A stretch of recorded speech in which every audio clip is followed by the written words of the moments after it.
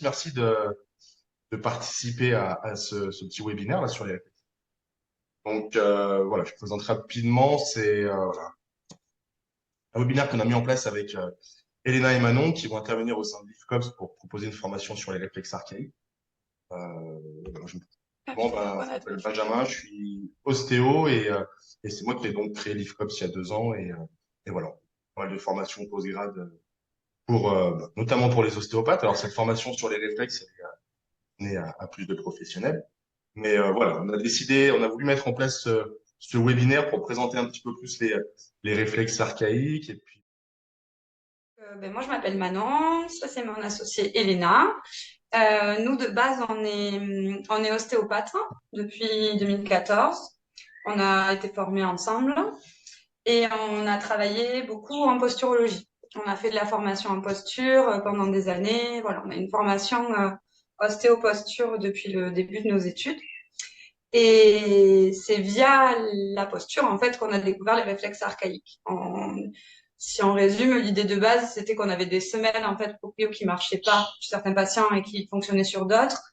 Petit à petit, on s'est rendu compte qu'il y avait des pieds pas forcément bien codés au niveau neurologique qui faisaient que les corrections posturales n'avaient pas la bonne, le résultat escompté, voilà. Et en creusant sur ça, nous, on est tombé dans le bain des réflexes. On a commencé à découvrir cette thérapie depuis à peu près 7 ans. C'est ça. Ça fait 7 ans, ouais, avec un peu de formation, parce elle était un peu longue, on l'a étalée, notre formation. Et en pratique, voilà, ça fait 7 ans en tout qu'on les utilise. Et on s'est passionné pour ça, pour le travail au sol, le travail avec les enfants. Et voilà. Donc, on a décidé de continuer dans cette voie. Et surtout, ce qu'on est allé chercher pendant plusieurs années, c'est tous les liens posturaux. Parce qu'on trouvait que ça manquait beaucoup dans les formations réflexes voilà, qu'on a croisées.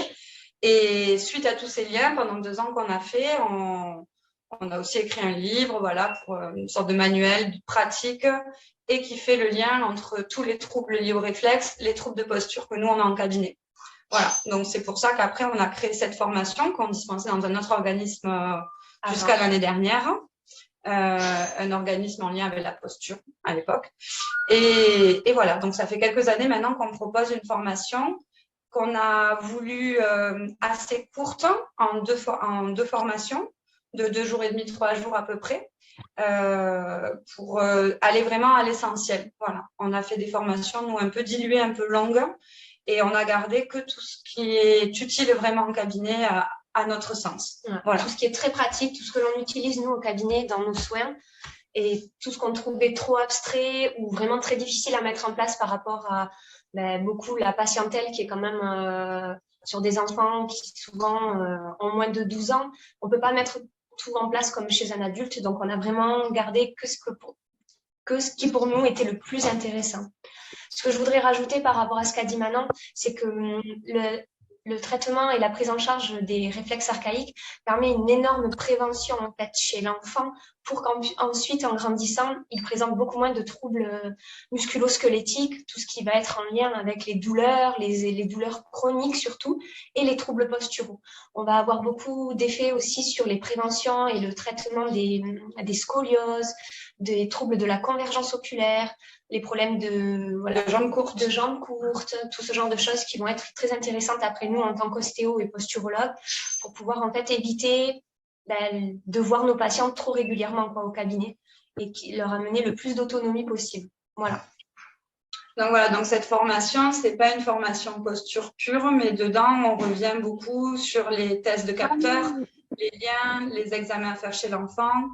Il y a un traitement aussi chez l'adulte qui peut être fait. C'est pas ce qu'on fait en majorité, mais on suit aussi quelques adultes. La prise en charge est un petit peu différente, on vous expliquera. Et voilà, donc c'est un peu le résumé de ce qu'on propose sur cette formation en réflexe. Super. En fait, quand nous naissons avec un ensemble de programmes neurosensorimoteurs innés qui est déjà présent et qui va permettre de développer différentes sphères, notamment la sphère motrice, sensorielle, cognitive et émotionnelle.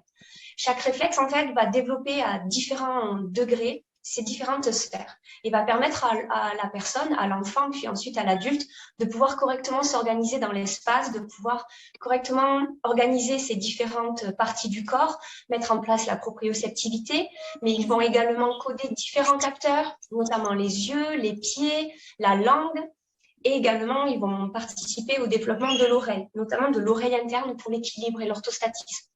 Donc, c'est des réflexes, en fait, qui vont s'intégrer petit à petit en sous-cortical. Ils sont plutôt Automatique. Ils sont automatiques, en fait. Ça va permettre d'amener des réflexes donc, qui sont involontaires, mais qui vont permettre de réagir par rapport à une situation de stress ou de survie. Donc, ils ont en premier lieu un rôle de survie, de protection de l'individu. Et petit à petit, au fur et à mesure que le bébé, l'enfant, même in utero même, en fait, ça va déjà commencer à travailler. Certains réflexes vont devenir matures in utero.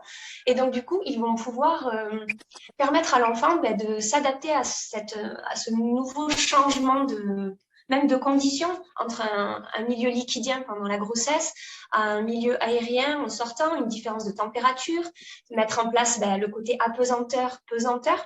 Ça va aider, en fait, à amener cet enfant nourrissant à évoluer dans son environnement et surtout à aller chercher la survie. Donc, l'alimentation, l'éveil, le côté sensoriel avec la maman, le papa, pour amener la sécurité émotionnelle également. Et petit à petit, ça va lui permettre, au fur et à mesure que ces réflexes vont s'imbriquer, maturer et s'intégrer, lui permettre d'arriver à s'adapter à son environnement, mettre en place des stratégies motrices comme le 4 pattes, le ramper, jusqu'à la marche automatique, pour ensuite libérer toutes les fonctions cognitives, émotionnelles, qui vont lui permettre ensuite de grandir, de pouvoir apprendre, de pouvoir évoluer en société. Voilà, c'est vraiment des petits schèmes neurologiques, des petits programmes innés, des petits patterns, on pourrait dire, qui vont s'intégrer sur une certaine durée. Et nous, on va intervenir quand ces réflexes, en fait, n'auront pas été correctement intégrés pour différentes causes. Donc, on va vous parler tout à l'heure. Mais ce sont, c'est des petits programmes neuro qu'il va falloir qu'on retravaille chez certains enfants, chez certains adultes quand ils ne se sont pas bien mis en place, car ça va embêter et perturber, en fait, le patient sous forme de mouvements anarchiques, de mouvements parasites, de mauvaise gestion émotionnelle, plein de choses, en fait. En fait, on a des moyens de tester, en fait, la présence de réflexes après leur date de disparition habituelle. Et c'est sur ça, en fait, qu'on intervient, nous, pour faire des liens, en fait, avec la clinique, les problématiques de l'enfant ou de l'adulte dans son quotidien. Parce que les réflexes s'intègrent par la répétition. C'est normal d'avoir la présence de réflexes à certains moments de la vie. Notamment, Elena parlait in utero parce qu'ils sont primordiaux pour permettre une bonne venue au monde. L'enfant est très actif pendant l'accouchement et c'est vraiment un ensemble de réflexes qui permet à l'enfant de sortir. Donc déjà, la naissance va nous donner des éléments et après, c'est vraiment, selon la clinique, voir s'il y a des réflexes qui correspondent aux problématiques. Parce que bien sûr, la symptomatologie, tout ne va pas être réflexe. Exemple, on a souvent des consultations en énurésie. En énurésie, oui, il y a des réflexes qui entretiennent cette problématique. Il peut arriver que quand on fait nos tests et qu'on creuse, le problème d'énurésie n'a pas de lien avec des réflexes donnant de l'énurésie. Donc ça, c'est aussi des petits distinguos qu'il faut essayer de faire après en cabinet et regarder un petit peu si on peut aider l'enfant. Comme dans toutes nos professions, il y a un diagnostic différentiel à faire à chaque fois en fonction de la problématique du patient. Tout n'est pas lié à de l'ostéopathie, tout n'est pas lié à de la posture ou aux réflexes archaïques ou à bien d'autres choses, quoi. Donc, c'est à nous de pouvoir orienter ensuite les patients et prendre en charge ceux qui nécessitent vraiment une réintégration de ces réflexes pour améliorer et en fait, on va dire, dans cette image-là, c'est vraiment retirer les bâtons des roues à ces enfants pour qu'ils arrivent enfin à avoir leur plein potentiel. Parce qu'en fait, souvent, ces enfants, ils sont en grande difficulté parce que, par exemple, sur un problème d'écriture classique, les enfants qui serrent excessivement le stylo, souvent, c'est un problème d'agrippement qui est encore présent passé les 1 an et demi. L'enfant, en fait, va, malgré tout ce qu'il voudra faire, toutes les thérapies complémentaires et tout, le problème du réflexe sera toujours sous-jacent et permettra pas bien à l'ergothérapeute ou à l'orthophoniste d'intervenir.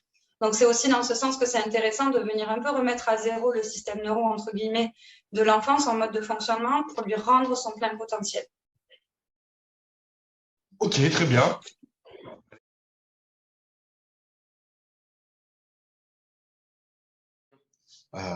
Voilà, que ce soit nous dans le cadre ostéo, mais même pour toutes les autres professions, hein, parce que par rapport à la formation, elle est ouverte justement à toutes les autres professions. Oui, nous, c'est une formation qu'on a dispensée pendant plusieurs années, donc à des ostéos, des kinés, bien sûr, mais aussi à des orthophonistes, des podologues, des orthoptistes, des ergothérapeutes, des motriciens, pardon. C'est vraiment, nous, une formation qu'on trouve pluridisciplinaire et très importante parce que cette population de patients-là, elle n'est pas forcément que chez l'ostéopathe. Donc, c'est pour ça qu'on trouve que c'est très intéressant, en fait, que toutes les personnes qui interagissent autour de l'enfant puissent vraiment parler la même langue. Voilà. Nous, maintenant, on travaille avec beaucoup d'orthophonistes, de podos, d'orthoptistes qui, eux, détectent en fait ces problèmes de réflexe, les traitent pas forcément tous, mais au moins sont habitués à les détecter pour réorienter et faciliter après leur prise en charge. Voilà, c'est en ça après que ça devient intéressant aussi de mélanger un peu toutes les professions sur ces formations-là.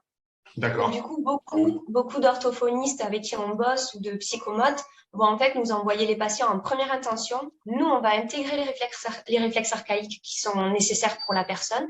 Et ensuite, on renvoie ce patient chez l'orthophoniste ou chez le psychomote ou peu importe en fait, pour continuer la prise en charge parce que beaucoup de nos collègues se sont rendus compte que quand les enfants passaient dans nos mains en réflexe, derrière, la progression et l'intégration étaient nettement plus rapides. Il y avait une prise en charge qui était plus courte, qui était plus rapide, et donc du coup aussi également souvent moins coûteuse en temps et en argent pour les parents de l'enfant.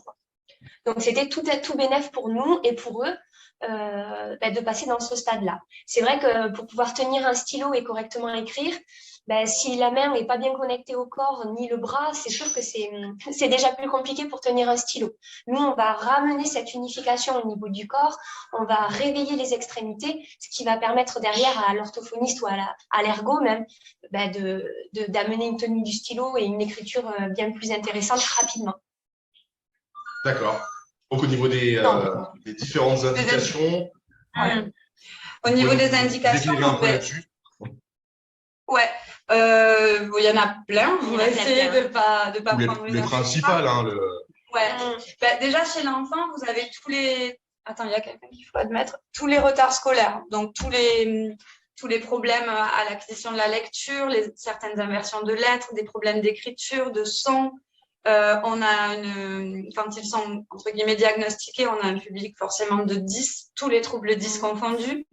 On peut avoir des enfants qui ont des problèmes moteurs, qui ont des problèmes dans les sports co, qui courent un peu bizarre, qui ont une très mauvaise coordination de l'œil et de la main, des enfants qui ont une aversion pour tout ce qui va être physique, des grosses problématiques dans la sphère émotionnelle, des problèmes de sommeil, d'énurésie, des troubles de l'oralité, des aversions alimentaires, des choses un petit peu particulières, très, très ciblées, par exemple, j'en ai suivi un, il mangeait que des choses blanches, que le blanc d'œuf, que les pâtes. Si on colorait les pâtes, par exemple, ça allait plus. Vous voyez, des troubles un peu bizarres comme ça, qui viennent de problèmes de réflexe.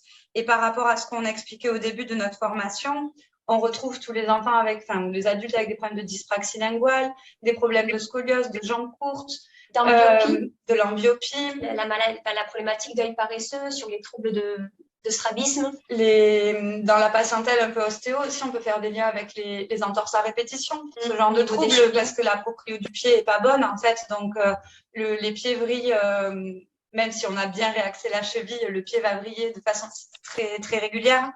Voilà, le panel est très très large. En ostéo, on va quand même aussi avoir des réflexes qui vont avoir des tendances à augmenter les cervicalgies, les névralgies d'Arnold, les céphalées, les lombalgies.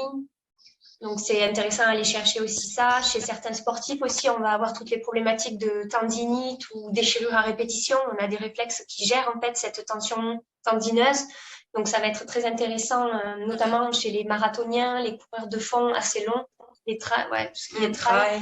On a de bons résultats sur les améliorations et surtout diminuer les récidives de tendinopathie et déchirure musculaire. Qu'est-ce qu'on aurait pu oublier? Le traitement des Ah Oui. oui, les problématiques aussi d'enfants avec plagiocéphalie, torticolis Ouais. congénitale. Derrière, la plupart du temps, des réflexes archaïques ne seront pas bien mis en place du fait que la tête ne peut pas en fait, explorer les deux latéralités. Donc, on aura une asymétrie de tonus musculaire qui nous amènera derrière, la plupart du temps, des troubles posturaux.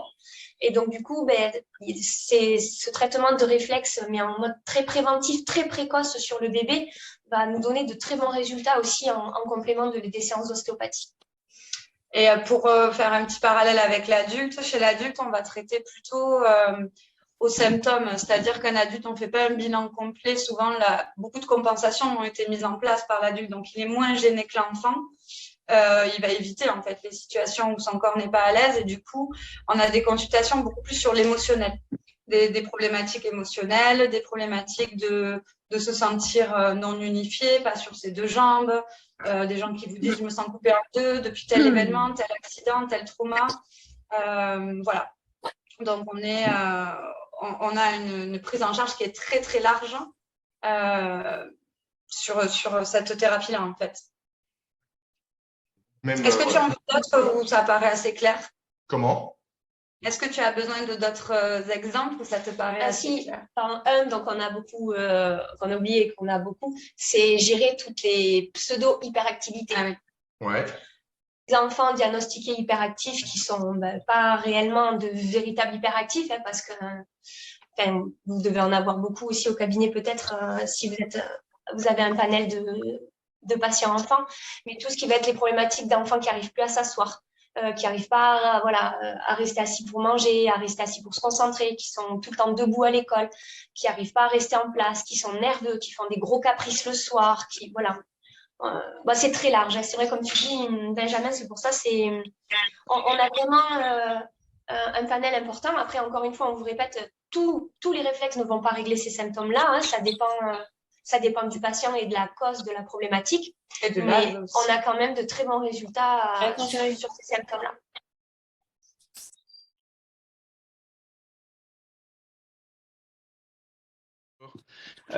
Bonjour. Je suis Boris Marron, je suis ostéopathe sur Grenoble.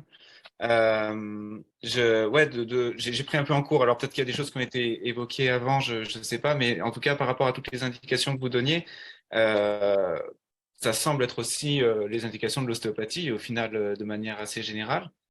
Oui.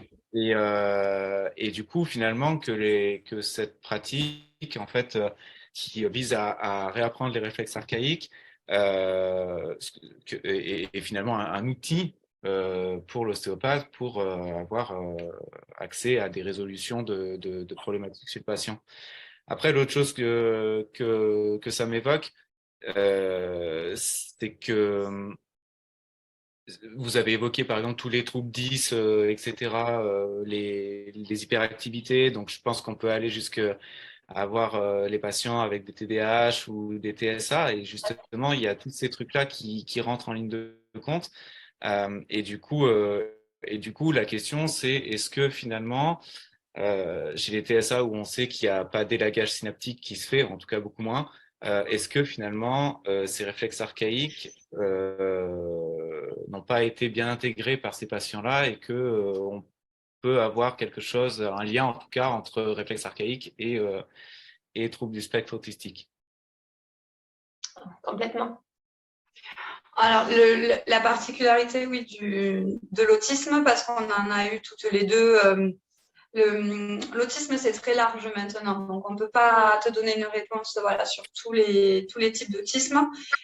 Nous, on suit des enfants à partir du moment où on arrive quand même à les garder 45 minutes, 1 heure avec nous. C'est possible avec certaines formes d'autisme et on a des résultats assez intéressants. Et j'en ai suivi un récemment, ce qui m'a étonnée, c'est qu'il a 20 ans. Et j'ai eu des résultats assez intéressants pour quelqu'un qui a déjà 20 ans, tu vois. C'est-à-dire que le cerveau a quand même moins de spasticité au bout d'un moment. Ouais. Et de malhabilité. Mais au niveau des connexions qu'il crée, l'enfant, il a un réseau qui est très riche. Et ça, c'est une ouverture, on verra avec les années. Mais moi, je trouve que les résultats sont assez intéressants. Après, voilà, si l'enfant est plutôt dans des structures avec une attention très limitée, ça sera peut-être plus intéressant que justement des gens spécialisés qui interviennent dans ces structures travaillent avec eux. Voilà, ça va dépendre de la forme d'autisme. Ouais. Après, pour ne pas parler que des autismes, effectivement, un enfant qui présente un trouble spécifique de l'apprentissage, la majeure partie que l'on reçoit ont des réflexes archaïques pas bien intégrés, qui les perturbent et qui augmentent ces troubles si ce n'est pas que de l'origine des réflexes. Après, au niveau ostéo, c'est sûr que nous, étant ostéopathes toutes les deux, effectivement, quand on reçoit un enfant avec un trouble de l'oralité, on va aller travailler les réflexes qui sont en lien avec la bouche, la succion, la déglutition, tout ce genre de choses. Mais également, on va travailler en crânien, on va travailler les cervicales, on va venir chercher les techniques antérieures du coude, notamment de l'osioïde pour le positionnement de la langue. On va coupler. Après, du coup, dans notre formation, on a quand même intégré certaines techniques ostéo qui nous paraissent quand même assez simples à mettre en place, mais surtout très, très intéressantes pour soutenir en fait l'intégration des réflexes archaïques. Donc, nous, on va coupler nos deux spécialités, voire nos 3 spécialités, parce que quand on va faire un bilan des réflexes archaïques, on va quand même faire un bilan postural, ostéo et de réflexes archaïques. Donc, c'est sûr que plus on peut être complet, plus la prise en charge sera intéressante pour l'enfant, parce qu'on va amener un enfant avec un trouble de la concentration. Évidemment, si cet enfant n'a jamais eu un bilan visuel, que ce soit ophtalmo ou orthoptiste, on va également aller orienter pour aller vérifier que le capteur oculaire soit bon. En même temps, nous, on va travailler les réflexes qui vont augmenter l'efficacité entre le lien entre l'œil et la main, par exemple, pour augmenter ensuite toutes ces facultés cognitives de mémorisation, de concentration, essayer également d'augmenter en fait, toute sa mémoire visuelle et tout ce qui va pouvoir derrière mémoriser et encoder en fait. Donc c'est très... Les réflexes archaïques vont apparaître dans beaucoup de troubles, dans beaucoup de problématiques, notamment dans tous les troubles spécifiques de l'apprentissage. Je crois qu'on a dit depuis, ça fait 7 ans quasiment qu'on travaille sur les réflexes archaïques. Moi, j'ai reçu un seul dyslexique qui présentait tous les réflexes archaïques intégrés. Un seul, sur tous les enfants. Et on a... Moite, un stéo-réflexe à peu près. C'est ça, on voit quand même, je sais pas, c'est vrai qu'on n'a jamais trop calculé, mais on voit quand même beaucoup d'enfants dans une semaine et on n'a pas, c'est très rare les enfants qui présentent des troubles de l'apprentissage qui ont tous les réflexes bien intégrés. C'est aussi pour nous, à cause de ça, à cause de cette mauvaise intégration des réflexes, que ces enfants présentent ces troubles et ont du mal à coordonner et à utiliser leur plein potentiel. Je sais pas si on répond bien à la question. Non, mais si, c'est cool, ça donne beaucoup de pistes. C'est très intéressant, merci.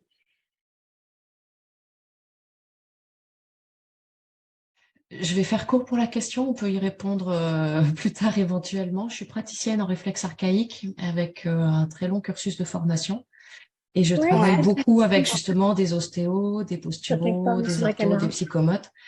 Et je trouve que ça fait sens que ces professions soient formées aussi au réflexe pour un premier niveau, parce que le retour que j'ai d'eux, c'est que dans certains cas, dans certaines problématiques, c'est des accompagnements qui deviennent qui deviennent trop longs en lien avec leur pratique ou ça devient, en fait, je vais faire court, pardon. Ma question, c'est en fait, quelle est la limite à partir de laquelle vous allez plutôt aiguiller vers un praticien réflexe parce que l'accompagnement sera plus vraiment cohérent de le faire pour vous en ostéo, en posturo et réflexe. Et au contraire, à quel niveau c'est super intéressant de coupler à vos pratiques. Parce que moi, je préfère éviter que les clients qui viennent me voir se retrouvent à voir 15 praticiens et j'aimerais les envoyer vers des ostéos formés en réflexe. Mais je sais qu'il y a certains cas où ils vont avoir besoin d'accompagnement vraiment précis. Et j'aimerais avoir votre retour là-dessus. Alors ça va dépendre de chaque praticienne. Parce que quand on fait des formations, on n'est pas certain que tout le monde se mette à pratiquer, surtout qu'on travaille au sol. Nous, après, c'est pas une obligation, mais on travaille beaucoup au sol. Plein de gens se sentent pas capables de le faire. Donc, à ce moment-là, c'est vrai que c'est intéressant pour eux de savoir réorienter, de savoir déceler ces réflexes pour les envoyer chez quelqu'un comme toi, par exemple. Nous, on renvoie pas parce qu'on les suit jusqu'au bout. Ces enfants-là, on a un fonctionnement différent de l'ostéopathie. On les revoit toutes les 4 à 6 semaines à peu près. Donc, ça reste envisageable dans notre emploi du temps de prévoir des rendez-vous à 6 semaines pour réserver vraiment aux réflexes archaïques. Mais sinon, voilà, il faudra éventuellement réorienter. Mais ça nécessite un suivi avec des petits exercices à la maison. Ça, c'est ce qu'on allait vous expliquer un peu après. Mais Mais voilà, je ne sais pas si je réponds à ta question, mais… En fait, moi, je rajouterais que c'est la plupart du temps, quand on a un enfant qui arrive, il est soit orienté par sa maîtresse, soit il est orienté par le réseau de professionnels avec qui on travaille, qui sont la plupart du temps des orthophonistes ou des médecins. Donc, ce sont ces gens-là qui vont nous envoyer l'enfant, soit la maîtresse en première intention, et c'est nous qui allons à ce moment-là faire notre bilan. Comme je vous disais, si on a besoin de faire un bilan visuel parce qu'il n'y a jamais eu de diagnostic visuel, on va réorienter chez l'ophtalmo ou chez l'orthoptiste. Et la plupart du temps, quand on voit qu'il y a vraiment un trouble important et un retard scolaire important, on va demander également d'aller trouver une orthophoniste et de faire un bilan. Le problème que l'on a, nous, dans notre région, c'est que pour faire un bilan chez une orthophoniste, les parents s'arrachent les cheveux. Ils ne trouvent pas d'orthophoniste disponible pour faire un bilan. Même des fois, avant 6 mois, c'est très compliqué. Donc, du coup, on va souvent entamer, nous, la prise en charge à réflexe en attendant le bilan orthophoniste. Et même si nous, on a avancé et que l'enfant aura progressé pendant ce laps de temps avant le diagnostic, peu importe, en fait, tant mieux pour l'enfant. Mais c'est quand même important, moi, je trouve, quand il y a vraiment un trouble, un TSA, qu'il y ait au moins un bilan chez l'orthophoniste. Parce que c'est elle, en fait, qui va aussi lancer tous les mises en place de PAP, donc tout ce qui va être les plans d'accompagnement personnalisés de l'enfant au niveau scolaire. Est-ce qu'il faut une présence d'une AVS ou ce genre de choses pour aider l'enfant au niveau scolaire. Nous, en tant qu'ostéo ou en tant que thérapeute en réflexe archaïque, on n'a pas ce pouvoir-là, en fait, de mettre en place des choses au niveau de l'éducation nationale, malheureusement. Donc, la plupart du temps, on va souvent travailler avec l'orthophoniste et l'orthoptiste. Ce sont vraiment les 2 personnes avec qui l'on va travailler. Et ensuite, les parents, eux, auront décidé ou pas en plus d'amener un psychomote, une psychomote ou un psychologue. Mais la plupart des parents se rendent compte quand même que ce qu'on fait, effectivement, ressemble quand même à ce que fait la psychomotricienne. Et il y a des psychomotriciens avec qui les parents gardent les suivis en psychomote, avec qui c'est intéressant parce qu'ils les voient toutes les semaines. Moi, je les vois toutes les 6 semaines. Et souvent, le psychomote demande qu'est-ce qu'elle est en train de faire maintenant, pour savoir si je suis sur la main, sur la langue. Et du coup, eux, ils vont axer leur séance aussi à force, ça c'est du réseau, mais ils vont axer leur séance sur les réflexes que je suis en train de travailler. Et là, on a des progressions d'autant plus importantes. Voilà. Et c'est bon, ça c'est valable pour tout, hein, le pluridisciplinaire, ça fait beaucoup plus avancer les choses. Merci. Est-ce qu'on répond à ta question? Oui. Ah. On avait prévu, nous, pour que vous vous rendiez un petit peu compte, ceux qui ne connaissent pas les réflexes, de comment ça se pratique, comment on peut intégrer le mouvement à nos séances. On avait prévu de vous montrer un petit peu, alors très rapidement, comment ça se passe. Voilà. On va peut-être juste récupérer un chargeur d'ordi. Ah oui, pardon. Parce qu'on n'est pas loin de couper et ça serait un peu dommage. Il n'y a pas d'autres questions le temps qu'on récupère le chargeur? Sur le chat, il n'y a rien. Ah. Ok. Alors, le déroulé d'une séance, pour vous expliquer un petit peu, elles sont toutes différentes. On s'adapte à la disponibilité de l'enfant qu'on a en face. Sur un émotionnel, un hyperactif, on n'a pas les mêmes fonctionnements, mais il y a quand même une trame de base qui est toujours la même. On commence toujours avec un échauffement moteur pour venir stimuler les zones qu'on a prévu de travailler lors de la séance ou stimuler le fonctionnement global de l'enfant. Ensuite, on a une période d'intégration pure, c'est-à-dire où on réintègre les réflexes. Et on termine avec la partie plutôt ludique, jeu ou renforcement musculaire selon ce qu'on a travaillé. Et là, après, on définit des petits exercices que l'enfant va reproduire, si c'est possible, quotidiennement, avec ses parents, sa fratrie, enfin, papy, mamie, qui veut, pour venir intégrer vraiment dans le schéma moteur de l'enfant les réflexes qu'on a travaillés. Voilà, c'est à peu près tout le temps comme ça que ça se passe. Bien sûr, on adapte à chaque fois. On peut vous montrer un petit peu on travaille beaucoup avec la Brain Gym aussi, je ne sais pas si certains connaissent. Ça permet de travailler la latéralité. On va vous montrer un petit peu les exercices qu'on propose. On va voir si vous nous voyez bien. Ouais. Et vous nous dites parce qu'on va reculer si vous ne nous entendez plus. D'accord? Donc là, je vois qu'il y a une question sur est-ce qu'on fait cette formation complète en ligne? Ben non, justement, parce qu'on a plus de 60%, c'est du travaux pratiques. Donc, tactile. ouais, c'est du tactile, c'est des exercices corporels, sensoriels. Donc, on se voit pas du tout, c'est pas du tout une formation que l'on peut faire en théorie pour nous. Hein, c'est vraiment du pratico-pratique. Donc, à chaque formation, voilà. on doit repasser. Quand on faisait des formations avant, on devait repasser, montrer les pressions qu'on mettait, ajuster des choses, des positions. C'est impossible à faire En pour visio. nous en visio. La théorie, oui, on pourrait vous la faire en visio, mais toute la pratique, qui est quand même, on va dire, 70% du séminaire, se fait en manuel, quoi. Voilà. Il n'y a pas d'autres questions? Je crois pas. Non, ça n'a pas l'air. Allez, bon, on va vous montrer quelques mouvements. Donc, du coup, là, Benjamin, on va se reculer. Si tu nous entends, Ouais. si vous ne nous entendez pas, vous le dites. Hein. Ouais, pas de souci. Vous voyez, attends, tu peux peut-être l'incliner. Ok. Vous la voyez en entier, là? Là, ouais, Là? C'est pas grave si on voit pas la tête. Ah, c'est pas grave si on voit pas la tête, alors on va la couper. Là, on voit plus les pieds. Ok. Donc, par exemple, si on vous montre quelques mouvements croisés en ranging, on fait travailler l'enfant, vous pouvez le faire si vous voulez aussi, en venant travailler bras et jambes opposés. Donc, on lui demande des mouvements croisés devant, on peut lui demander des mouvements croisés derrière. On peut venir les chercher sur le côté, derrière. Voilà, on en a plein. Il y en a plein qui existent. Ça peut être un petit échauffement qu'on va diversifier. Mais par exemple, si j'ai un enfant de 10, que j'ai décidé de travailler la connexion droite-gauche, je peux commencer ma séance avec ce genre d'exercice, par exemple. Ouais. Si on est sur ouais, vous la voyez de la latéralité ou du mouvement moteur global, on peut faire des marches. C'est-à-dire, là, on reprend le 4 pattes, marche avant, marche arrière. Vous pouvez faire la petite marche de l'ours, la petite araignée. Je le commente au fur et à mesure. Le Pocahontas, le félin. Bon, les noms, c'est pas toujours les noms homologués. Hein. Des fois, c'est les nôtres. Et là, vous avez le spécial grenouille. La grenouille ou le petit lapin. Donc, faut s'imaginer repasser au sol quand même. C'est pour ça qu'on vous les présente. Tous ces exercices-là, ils ont un gros intérêt, c'est-à-dire qu'ils vont vraiment déjà mettre l'enfant dans le jeu, le remettre dans le mouvement et préparer le corps en fait à ce qu'on va vouloir intégrer derrière. Voilà. Ils vont travailler les dimensions de centrage, de latéralité, et qui sont les deux grosses... Et la coordination globale de leur corps. Plus leur corps va être intégré, coordonné, plus on libère le cerveau pour le cognitif en fait. Voilà. Ça augmente leur rapidité d'exécution après. Donc par exemple, ça c'est des petits échauffements.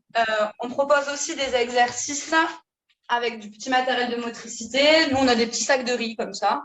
Et on a des balles, on a des foulards, on travaille avec plein de matériel moteur.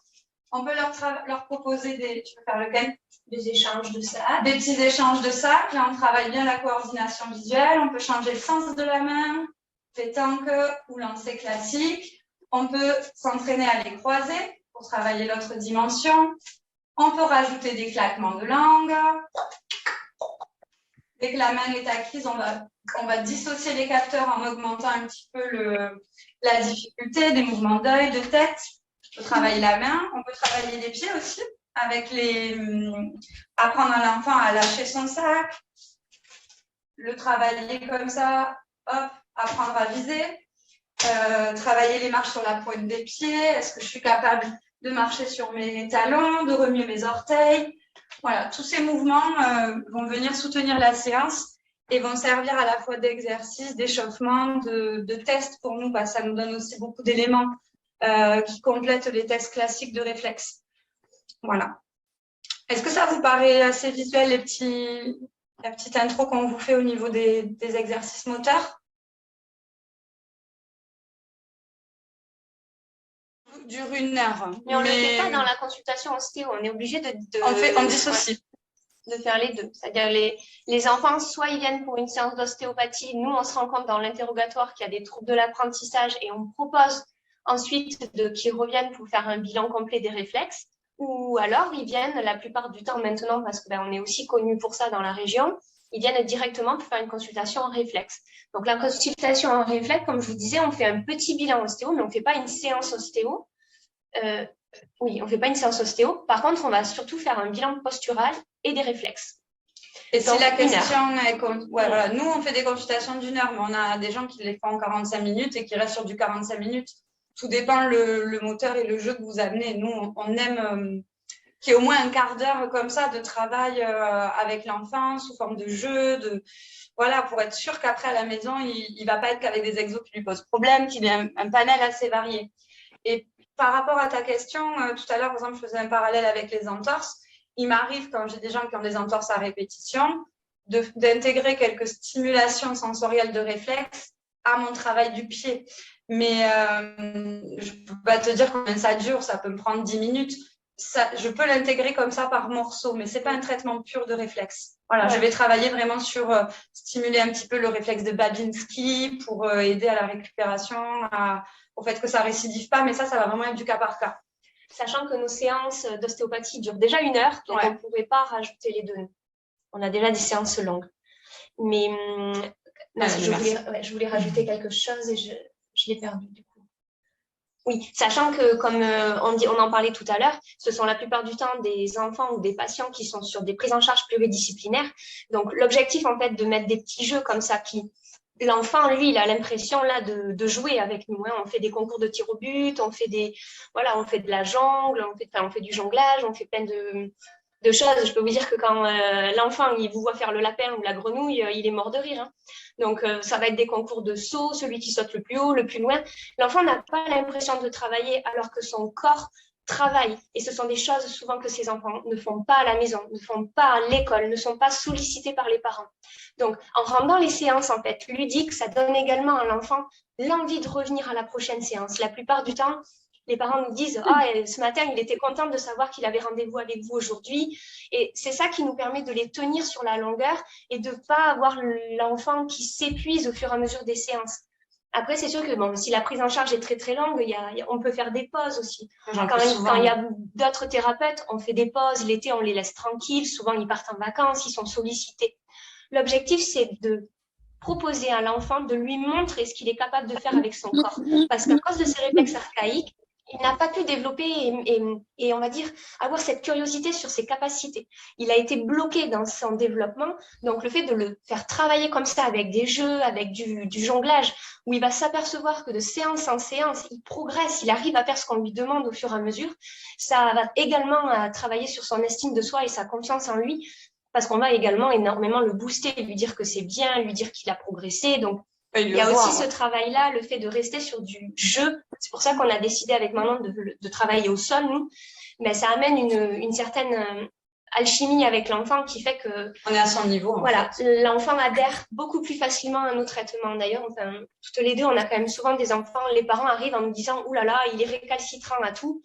Eh ben, nous, on ne le voit pas passer dans la séance, quoi. Il n'y a pas de problème. Souvent, ils en ont marre. C'est des enfants qui ont des difficultés, qui sont multisuivis, c'est-à-dire que le soir après l'école, il y a de l'ergo, de l'orthopsie, voilà, donc ils se disent, allez, c'est une énième thérapeute qui intervient et quand ils voient la façon de travailler, souvent ils sont vraiment avec nous. Et de toute façon, un enfant qui n'est pas dans la thérapie avec vous, il progressera quasiment pas parce qu'il n'aura pas ce truc de refaire à la maison, d'avoir envie de vous montrer à la séance d'après que ça y est, il arrive à faire celui qu'il n'arrivait pas à vous faire, un jongle, un truc. Ça les booste en fait, c'est hyper intéressant, moi, je trouve, prendre ce biais-là avec les enfants, en tout cas.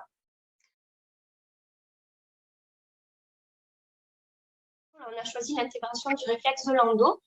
Le réflexe de Landau, c'est un réflexe de joie. C'est typiquement le mouvement que fait le footballeur après avoir marqué son but, où il va lever son t-shirt et courir. Je vais vous le faire comme ça. Et c'est un réflexe qui va amener et travailler le centrage, une bonne estime de soi. Une grosse composante posturale avec toute la tonification de la chaîne postérieure, voilà, et une ouverture aux choses. On ne va pas vous détailler la clinique parce qu'elle est assez longue en symptomatologie et en signes posturaux, mais on va vous montrer un peu pour que vous vous rendiez compte si ça vous plaît ou pas la manière de travailler. On va vous faire test. Maintenant, on va vous faire les tests. et les différents types d'intégration. Intégration sensorielle et motrice. Voilà. Hop. Là, je pense qu'on est pas mal. Alors, premier test, on fait placer le patient sur le ventre, les bras tendus devant. Et là, d'habitude, je le fais à côté, mais là, je vais vous le commenter qu'on ne soit pas à deux sur le tapis. Je vais lui demander de relever bras et jambes tendus devant elle et la tête. Voilà. Et je regarde si on a un mouvement homogène, si elle tient le mouvement déjà. On voit que chez Léna, là, il n'y a pas de souci. Sinon, chez les enfants, vous avez énormément de mouvements. Vous avez les mâchoires serrées, ils ne respirent plus pendant qu'ils vous font l'exercice. Vous avez surtout une incapacité à coordonner le haut et le bas du corps. Après, on peut venir un petit peu affiner le test pour voir si l'enfant maîtrise vraiment son schème moteur du réflexe du landau. Et on peut voir si elle est capable de ne lever que la partie haute du corps. Est-ce que je peux soulever le haut du thorax et les bras tendus sans que mes jambes bougent? Dans des cas de non-intégration, ils vous ont peut-être très bien fait le premier test parce que le premier niveau, entre guillemets, long, le schéma global, mais dès qu'ils vont vouloir dissocier, il y a tout qui bouge. Donc là, l'enfant, il se rend compte qu'il n'arrive pas à maîtriser en fait la commande que le haut du corps. Ce qui pose beaucoup de problèmes dans sa vie après. Si chaque fois que j'ai des mouvements avec mes deux bras, j'ai des mouvements parasites dans mes deux jambes, ça entraîne une fatigabilité, des mouvements, enfin bon, c'est pas très cool. Je vous montre un petit peu comment on peut faire un test moteur. Alors, ça, c'était tout ce qui était visuel. En réflexe, il y a énormément de visuel, mais on peut affiner un petit peu nos tests. Je vais pouvoir me placer un bras contre ses mollets et un bras sur son occiput. Et je vais lui demander, moi je me mets juste en résistance, de venir pousser en même temps dans mes deux mains. Ok, là j'essaie d'évaluer en fait déjà si le mouvement part hop d'un seul coup, ce que j'essaie de vous montrer tout à l'heure, si elle n'est pas dissociée entre le haut et le bas du corps, et surtout voir si elle tient en force, s'il n'y a pas quelque chose qui lâche. Voilà. On ne force pas très fort, hein, mais normalement ils sont capables de venir résister quelques secondes au mouvement. Si ça c'est bon, hop, on va passer à l'intégration. Donc là je place l'enfant, voilà, la tête sur le côté ou la tête dans l'axe comme il veut. On commence souvent par des intégrations sensorielles, c'est-à-dire qu'on va venir un petit peu réveiller la zone du réflexe. Donc là, vous nous voyez bien? Oui, on voit bien. Ok. Donc par exemple, là, je vais venir sur de lentes expirations, effectuer une sorte de lissage sur la colonne vertébrale. Alors, on n'est pas sur de la papouille, hein, on rentre quand même un petit peu. Je mets une petite pression sur son sacrum. Et je viens lisser sur 7 à 8 secondes. Je peux venir travailler en mettant les doigts de part et d'autre de la colonne, en entrant dans les paravertébraux, pour préparer la zone en fait. Ça, c'est des préparations que l'on pratique sur quasiment tous les réflexes du dos pour venir vraiment réveiller le système musculaire. Quand on a fini cette préparation du dos que je vous ai courte, on va passer à la partie de l'épaule. Ah oui. Donc, là, on va commencer à réveiller le réflexe. J'essaie de le schématiser comme ça. Donc, je place les deux mains de mon patient sur ses fesses. Je vais peut-être faire celui-là, vous le verrez mieux. Je vais placer une main en sous-claviculaire. Donc, je me mets sous sa clavicule. On gonfle toutes les deux les poumons. Et quand elle souffle, j'effectue un lissage pour venir ouvrir en fait toute la partie supérieure du thorax. On vient répéter 3 à 5 fois. Ok. On réveille un côté, on réveille l'autre côté. Ensuite, on passe à l'intégration. Alors là, c'est pas très glamour, je me mets toujours au-dessus de mon patient. Je me mets comme ça. Je mets mes deux mains, pareil, en sous-claviculaire. Et là, elle va venir quand même m'aider avec son regard. Je lui demande de regarder devant. Elle gonfle les poumons. Et quand elle souffle, je la remets en traction. Et on relâche. Elle inspire, elle souffle. Et je viens chercher un maximum d'ouverture. Et on repose. Donc là, c'est vraiment la partie sensorielle. Après, je vais venir la faire travailler dans le sens du réflexe, qui est donc le cambré voilà, postérieur, puis en sens inverse. Donc, pour venir activer en fait le réflexe dans le sens de base, je me place comme pour le test moteur et je vais lui demander de résister à mes poussées. Moi, je pousse un petit peu, elle m'empêche pendant qu'elle souffle. Et je relâche. Je répète 3 à 5 fois. OK. Une fois qu'on a fait travailler bien, on a rappelé au cerveau comment est le schéma, on lui montre l'opposé. Donc, pour lui montrer l'opposé, je place une main sur le sternum, une main sur le devant des tibias. Et je lui demande de venir, voilà, m'empêcher sur 7 à 8 secondes. Bien sûr, là, ça va à peu près. Sur un adulte, on peut utiliser un gros ballon pour qu'il pousse parce que vous allez vous retrouver, enfin, peut-être vous êtes plus grand que moi, mais voilà, sur l'enfant, en général, ça passe toujours. Donc là, on a montré, on a réveillé le réflexe, on a montré le sens du réflexe, on a montré le sens inverse. On va venir montrer au cerveau tous les mouvements qu'il peut effectuer autour de ce schéma moteur. Et donc, je vais venir faire travailler par exemple, qu'une épaule avec une jambe en opposé, bien sûr. On la fait inspirer et quand elle souffle, pareil, elle revient activer le schéma. On fait plein de répétitions et on fait l'opposé.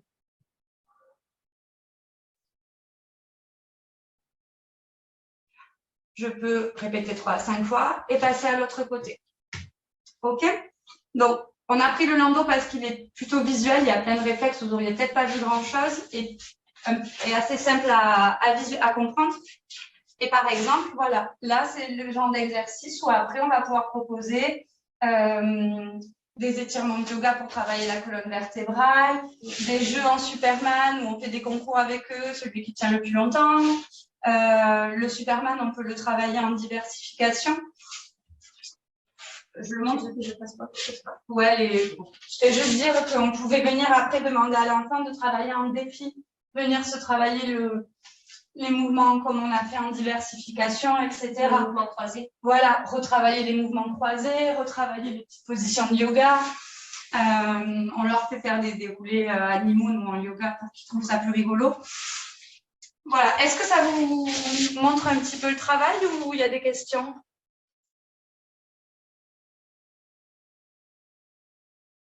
On part du principe, bien sûr, on va axer sur la demande des parents, hein, mais on part du principe en fait que si des réflexes sont non intégrés, on ne peut pas les laisser sur le côté parce que les réflexes s'intègrent.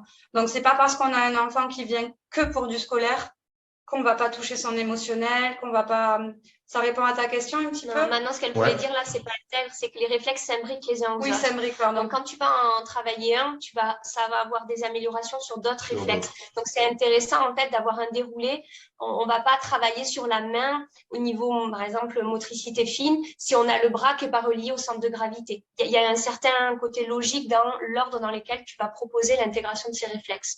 Parce qu'on ne vous l'a pas détaillé, mais chaque réflexe a bien sûr une date d'apparition, une date d'intégration. Ouais.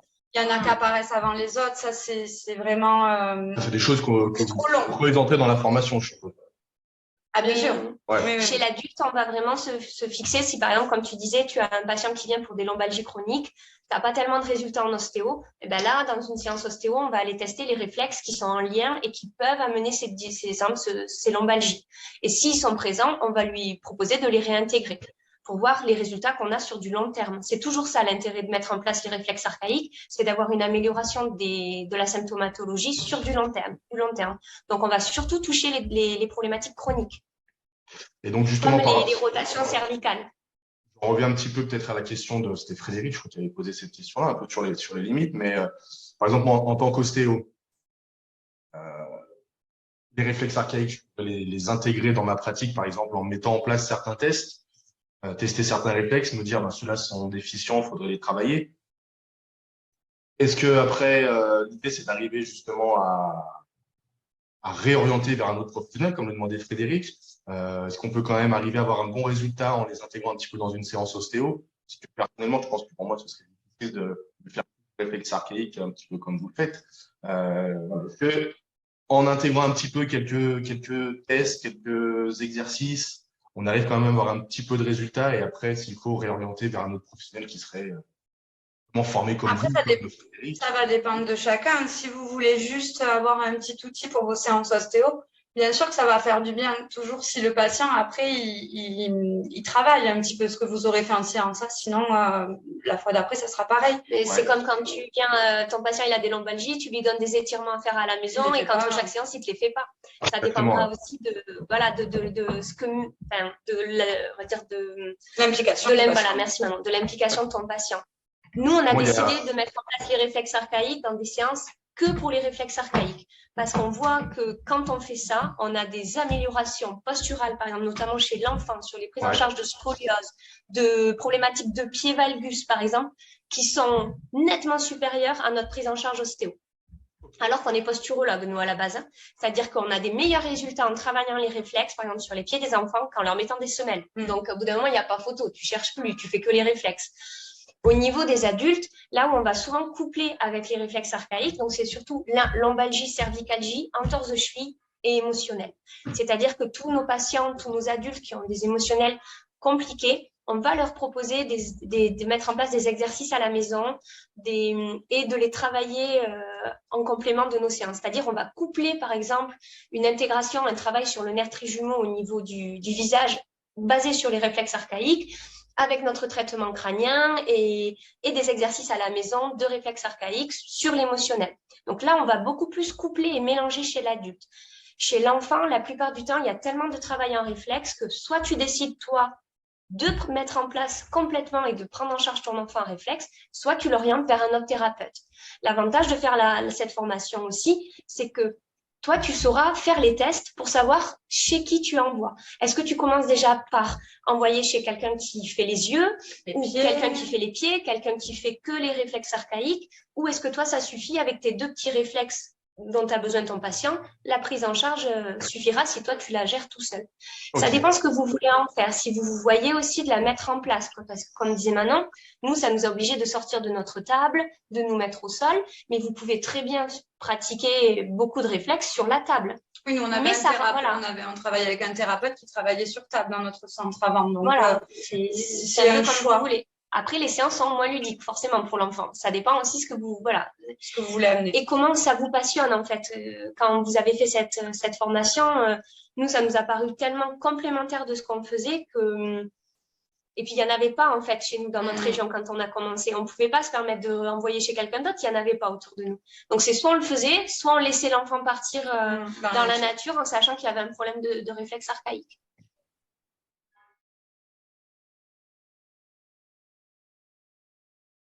Il y a Marie qui demandait comment vous faites pour que l'enfant reproduise des mouvements à la maison, si vous filmez ou si vous envoyez des vidéos aux parents. Alors non, nous, déjà on fait avec eux, on fait avec les parents avant de partir, on note tout sur une sorte de petit dossier papier qu'ils prennent à la maison pour pouvoir regarder ce qu'il y a à faire. Soit ils nous filment, soit on donne on a des supports photos en fait. Notamment qu'on avait fait beaucoup de photos pour les formations et pour le livre dont parle un de tes participants. Donc, on se sert de ça. Ou alors, si c'est les papiers mamie, souvent, moi, ils me filment. Ils envoient la vidéo à la maman quand ils rentrent chez eux le soir. Tu trouves des moyens. Après, si vous avez envie d'avoir vos propres vidéos de vous que vous donnez, ça, c'est tout à fait envisageable aussi. Hein.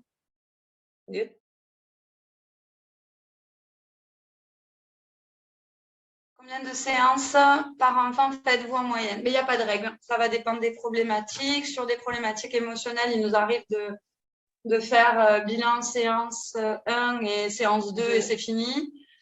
Sur des enfants multi-10, il m'est arrivé de faire quasiment sur un an, donc ça fait peut-être 9 séances, faire une pause et reprendre l'année d'après quand il y a des grosses problématiques.